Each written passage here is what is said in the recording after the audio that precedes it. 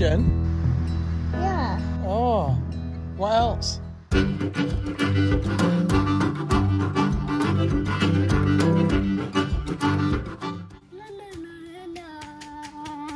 Hey.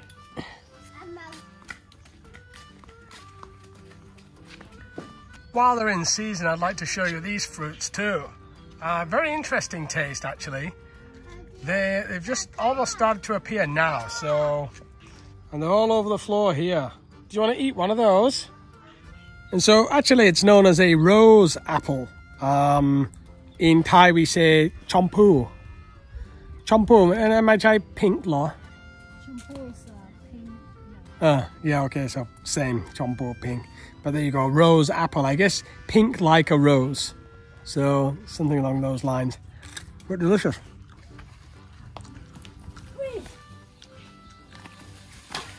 Oh my God. Oh. You got one and 50 fell. Babe. Oh no, I should not do that. Well, it wants its seeds anyway. It wants its seeds to be spread. But you just killed all the fruit from this tree just for one. Didn't you? You should feel bad, babe.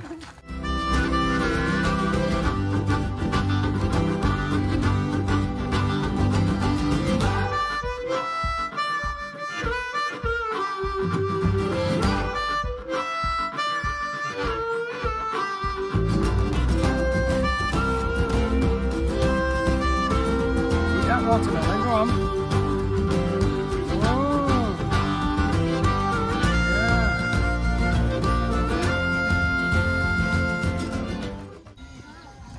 Yeah.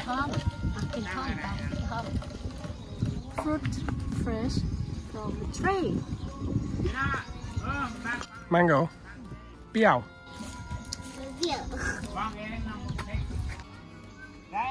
Kapom. Sankratom. Hey.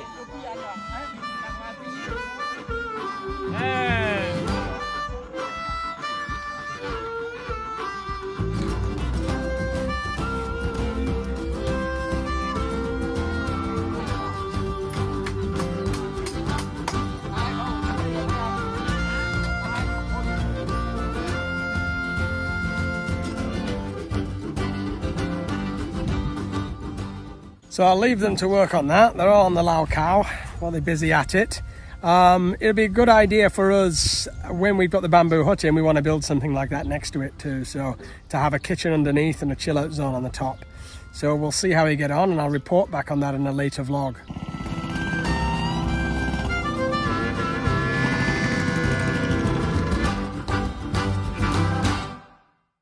So anyone that's done any gardening in Thailand knows the chickens are a real problem.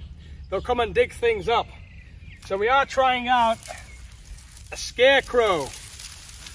You know, when somebody's here, they don't bother us. They don't bother the plants. So let's see if a scarecrow works. I've never built a scarecrow before. So let's see. Now rats can shine, jokers got silver lining. Holy Mary sings songs in the wet rain, walking ahead.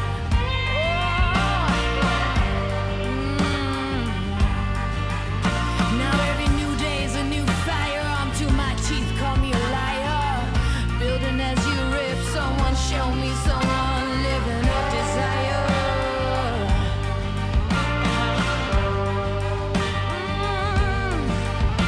Big cannons keep provoking. Looks a bit like a jazz musician scarecrow. So anyway, fun thing for the subscribers, we're going to allow one subscriber to name this scarecrow.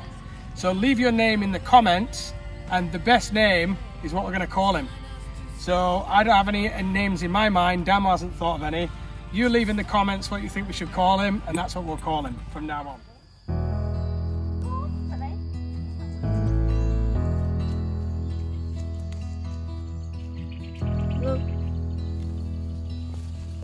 Oh my gosh.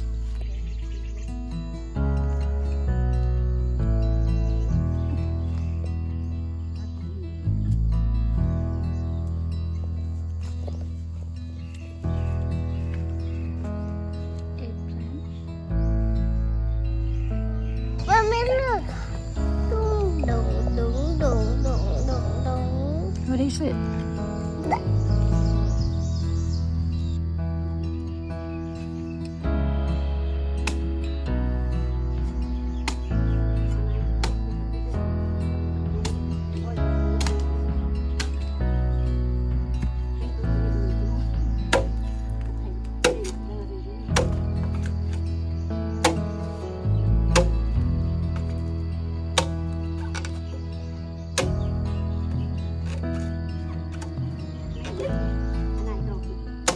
Okay everybody, so I thought I'd take you on a little tour of where we're up to so far. It's such a pleasure to do this, really is. So our bush is in here, and then I've just planted the Peruvian torch cactus here. It's got a spider right there. I keep it out of the sun because it's not yet strong, so once it gets tough, it's a little bit soft.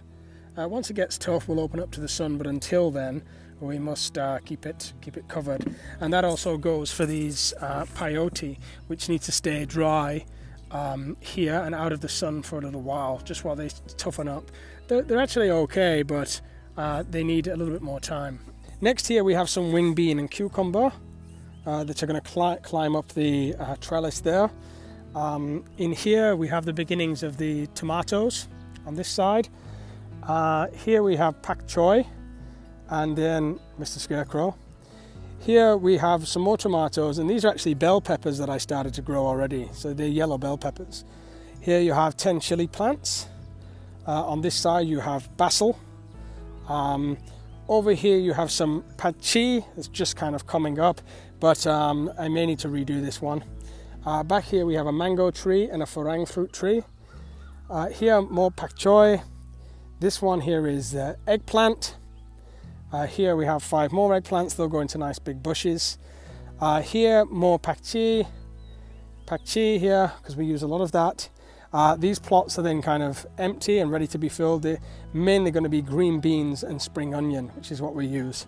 So here we have some watermelon coming up and some pumpkin at the back, which can climb up the trellis there. Here we have again one of those beautiful yellow trees. And then at the back here, the cornfield has been planted and should be coming up any day now. And then right at the back here is a trellis ready for the morning glory. So I've ordered some heavenly blue morning glory, which will go very nicely at the back there. For those that don't know, heavenly blue morning glory is actually a very important flower. The seeds were consumed by the Aztecs for centuries as a way to kind of lift the veil and communicate with the cosmos. They contain an isomer of LSD, it's actually LSA, and when consumed it can be a heavy body load, and the experience is one of being shattered into many pieces and then being reassembled.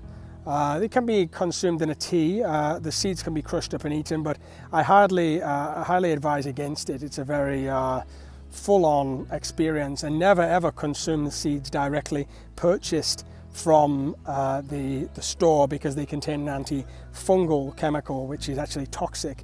The plant must be grown out. You must grow the morning glory and then harvest the seeds. They come in little balls, if that's what you so wish to do. We're also going to be here having elephant creeper, which is the Hawaiian baby wood rose, which seeds also contain LSA. It's going to be somewhat of a psychedelic garden if you include the peyote as well. And there are many other plants here that I will tour later on in the vlog, and I can tell you a little bit more about. But I like all of the plants to have some form of story or function. So if they're not fruit trees, then they're vegetable trees, or there's some kind of story behind them. And that's just been one of my dreams, to have that kind of garden. And now it seems to be coming true slowly. A lot of hard work, but a lot of fun too. And just as a final note, you'll see there's some holes here. 1, 2, 3, 4, 5, 6, 7. These are all going to be for fruit trees. So we're going to have ngo fruit. We're going to have more mango. We're going to have some grapefruit. We're going to have a number of fruit trees here, just to kind of box in our space. The land just here to the left is her sister's plot, and then her brother's plot down there. So we were given the biggest plot, and you know, that's because they're not really green fingered. and they're not looking to kind of grow their own food or do any farming. So we actually need quite a big space for the farm area, and they're very happy with that. It's all been discussed in family meetings, and they're very, very easygoing. Everybody here is very easygoing, and you know, we work and live as a community. We all live amongst each other. There's 13, 14 people here, but it never feels like it. You always feel like you get your own space and privacy. Everybody's on the same page. We're all working together. I cover some things for us all, like some of the more financial aspects, just small things like the electricity bill for everybody and stuff like that. Her brother's an electrician and mechanic, and he helps that way. Her mum cooks food, looks after the kids. I mean, it's a community that we're living in here. It's not just me and Damo. This is a community, and it's the way we see it and the way we function within it.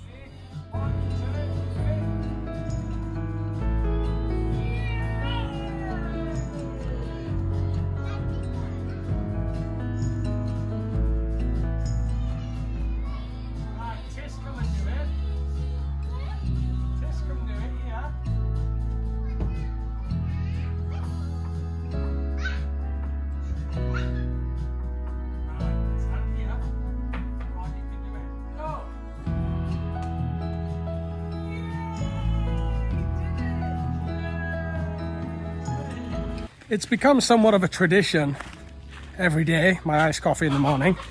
And in the afternoon, I always have my iced tea, my lime iced tea. So I come to this little tree here, beautiful lime tree, and I gather my limes. But look, today I was looking, and look what I found here. It's absolutely beautiful. It is a bird's nest. And it looks like, look, it's made this little fringe at the top here to open and close the hole. And just get in there, you can see the hole. What a beautiful little construction that is, isn't it? Unbelievable. So how does the bird know to do that? So fragile and perfect. They love the lime trees, the birds, because here the branches are quite spiky, so the predators can't get to them. There's another nest just up there.